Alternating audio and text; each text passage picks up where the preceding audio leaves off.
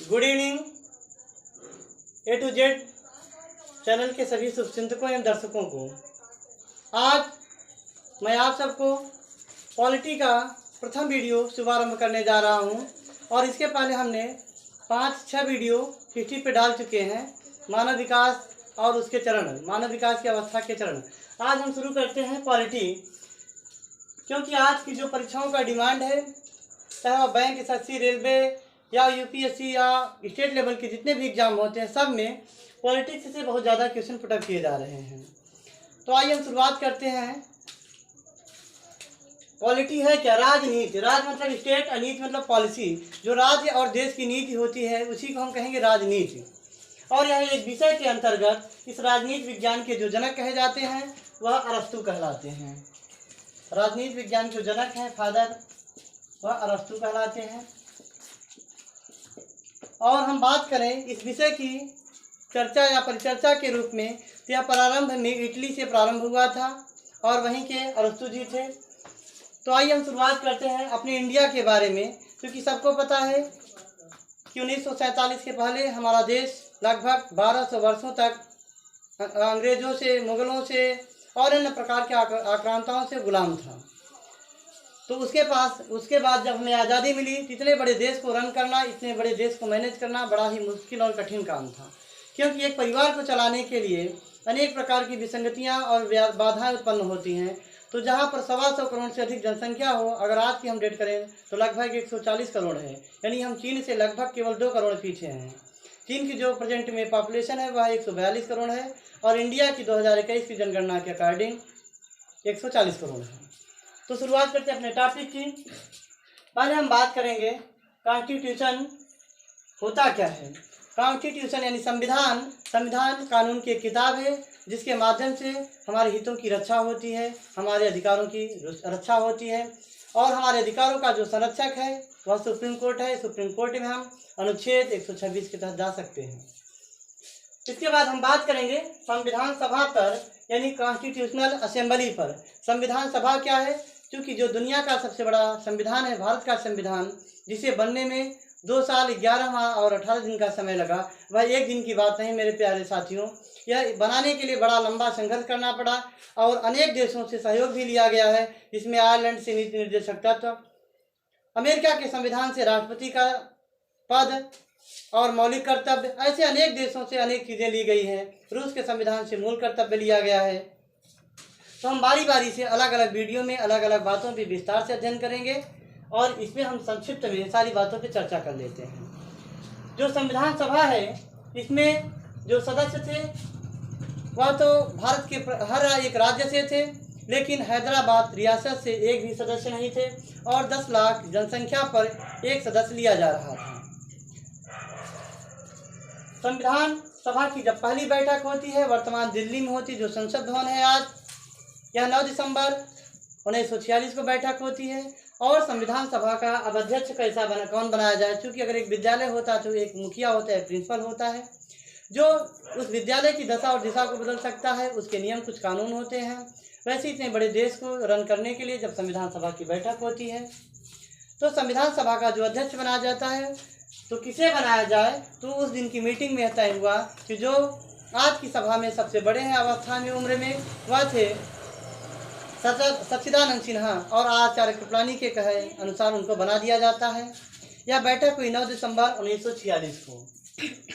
9 दिसंबर 1946 को पहली बैठक होती है संविधान सभा की। इसके बाद 2 दिन बाद पुनः मीटिंग होती है। 9 दिसंबर 1946 को, दूसरी होती है 11 दिसंबर को। और उस दिन संविधान सभा का अस्थायी अध्यक्ष यानी परमानेंट प्रेसिडेंट का चुनाव हो जाता है, जिसमें जो हमारे देश के पहले राष्ट्रपति बने हैं डॉक्टर राजेंद्र प्रसाद संविधान सभा के अस्थायी अध्यक्ष बन जाते हैं। डॉक्टर राजेंद्र प्रसाद संविधान सभा के अस्थायी अध्यक्ष बन गए और यह आज तक बने रहे। यह बिहार के रहने वाले थे, गांधी जी के विचारों से बहुत ज़्यादा परिचित थे, प्रभावित थे, इसलिए इनको बिहार गांधी के नाम से भी जाना जाता है। इसके बाद दोस्तों हम आते हैं आपको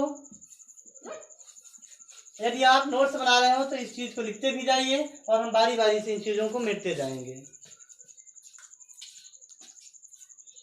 इसके बाद हम बात करेंगे भाग पर। जब मूल संविधान 26 नवंबर 1949 को बन के तैयार हुआ तो हमारे भारतीय संविधान में जो दुनिया का सबसे बड़ा संविधान है, जिसे बनने में 11 माह 2 वर्ष 11 माह और 18 दिन का समय लगा, 2 साल 11 माह 18 दिन का समय लगा, और ये दुनिया का आधुनिक समय का सबसे बड़ा संविधान है, जिसमें 22 भाग, जब यह मूल संविधान बन के तैयार हुआ तो इसमें 22 भाग थे और 8 अनुसूचियां थी। भाग यानी जो हमारा लेसन प्लान होता है आपके विषयों का, गणित, अंग्रेजी, विज्ञान का, उसी संविधान में उसे भाग दिया गया। पार्ट का मतलब है आपके लेसन से। उसके बाद 8 अनुसूचियां थी। अनुसूची यह होती है जैसे एक इकाई होती है विज्ञान में आने विषयों में, एक इकाई में कई पाठ होते हैं। तो मूल संविधान में 8 अनुसूचियां थी। और हम अनुच्छेदों की बात करें, अनुच्छेदों के आधार पे यानी जो कानूनों का विभाजन हुआ है, अलग अलग धाराएं हैं, कानून है, वह टोटल जो हमारे भारतीय संविधान में 395 अनुच्छेद है, जो दुनिया का सबसे बड़े संविधान होने का गौरव प्राप्त कराता है। अगर हम बात करें अमेरिका की, जो आधुनिक भारत का जो सबसे बड़ा यानी आधुनिक समय का जो सबसे बड़ा लोकतंत्र है वह भारत का है, जिसमें 395 अनुच्छेद है। अगर हम आधुनिक समय में कहें सबसे बड़ा लिखित संविधान भारत का और सबसे छोटा संविधान तो अमेरिका का है, यानी जो भारत के संविधान में 395 अनुच्छेद है वही अमेरिका के संविधान में मात्र 7 अनुच्छेद हैं। अमेरिका के संविधान में मात्र 7 आर्टिकल हैं, 7 अनुच्छेद हैं, जबकि भारत इसकी तुलना में बहुत ज़्यादा है, बहुत आगे है।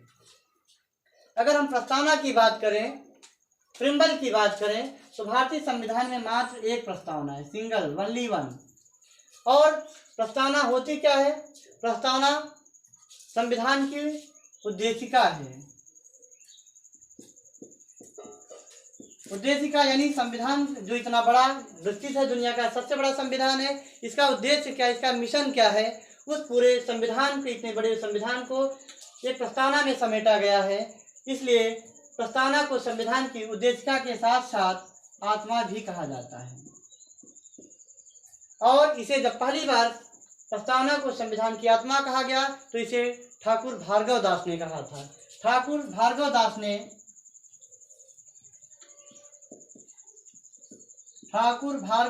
ने प्रस्तावना को संविधान की आत्मा कहा है, क्योंकि संपूर्ण इतना विशाल संविधान प्रस्तावना में समाया हुआ है। प्रस्तावना की जो प्रारंभिक लाइनें हैं, with the people of India, अर्थात हम भारत के लोग भारत को एक संपूर्ण प्रभुत्व संपन्न समाजवादी पंथनिरपेक्ष लोकतंत्रात्मक गणराज्य बनाने के लिए उसके समस्त नागरिकों को सामाजिक, आर्थिक, राजनीतिक न्याय, विश्वास और विचार की स्वतंत्रता, इस प्रकार से हमारी एक प्रस्तावना है, जिसमें कुल मिला के जब मूल प्रस्तावना थी उसमें 85 वर्ड यानी 85 शब्द थे, जो आज बढ़कर 88 शब्द हो गए हैं। यानी प्रस्तावना में 85 शब्द थे मूल प्रस्तावना में, और प्रस्तावना में मात्र एक बार अमेंडमेंट हुआ, एक बार संशोधन हुआ है, और वो संशोधन हुआ है 42वां संविधान संशोधन 1976 में। 42वां संविधान संशोधन जो हुआ वह 1976 में हुआ है। इसमें 3 नए शब्द जोड़े गए। किसमें? प्रस्तावना में 3 नए शब्द जो जोड़े गए वह थे समाजवादी, और दूसरा था पंथनिरपेक्ष, और तीसरा था राष्ट्र की अखंडता।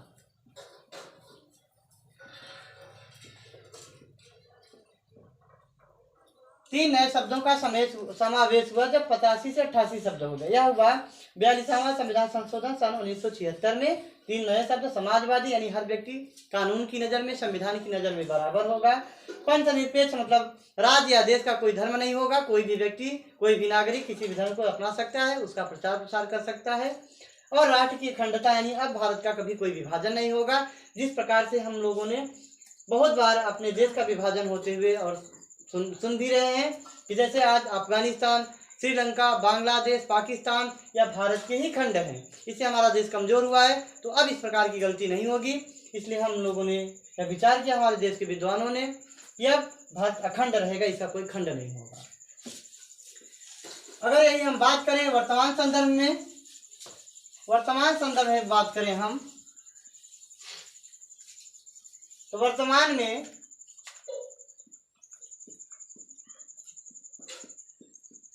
जो भाग मूल संविधान में 22 थे, वह वर्तमान में 25 भाग हैं और यह अलग अलग बढ़ गए। फिर जो अनुसूचियों की संख्या थी, जहाँ 8 थी, वहाँ अनुसूचियाँ हो गई वर्तमान में 12 अनुसूची, मूल संविधान में 8 ही थी। अनुच्छेदों की संख्या करें तो हम अनुच्छेद इस समय बहुत ज़्यादा हो गए हैं, लगभग 400 से ऊपर। इसका फैक्ट नहीं मिलता, क्योंकि समय समय पे जैसी आवश्यकता होती है वैसे कानून बन जाते हैं। और प्रस्तावना की बात करें तो आज भी एक ही प्रस्तावना है, क्योंकि शरीर में एक ही आत्मा होती है। उसी प्रकार से हमारा संविधान एक कानून रूपी शरीर है। इस कानून रूपी शरीर में जिस प्रकार से हमारे आपके शरीर में एक आत्मा है, वैसे ही कानून की किताब की आत्मा तो एक ही होगी। और उस आत्मा को उद्देशिका या प्रस्तावना को उद्देशिका या आत्मा कहा जाता है। और अगर हम बात करें जो दुनिया का सबसे बड़ा संविधान है, जिसमें 22 भाग थे, 12 अनुसूचियाँ वर्तमान में, और वर्तमान में 25 भाग हैं, 400 अधिक अनुच्छेद हैं और एक प्रस्तावना है। इसे डॉक्टर जेनिंग्स ने दुनिया का सबसे बड़ा संविधान कहा था सर्वप्रथम। यानी भारत का संविधान दुनिया का सबसे बड़ा संविधान, यह शब्द पहली बार डॉक्टर जेनिंग्स ने कहा था। तो मित्रों, हो सकता है कि आपको ये मेरा वीडियो पसंद आया हो, समझ में आया हो। यदि समझ में आ रहा है तो आप नोट्स बनाएं और आपको ये वीडियो मिलते रहे, इसका नोटिफिकेशन मिलता रहे, तो आप इसे लाइक, सब्सक्राइब और शेयर अवश्य करें। जय हिंद, जय भारत, वंदे मातरम।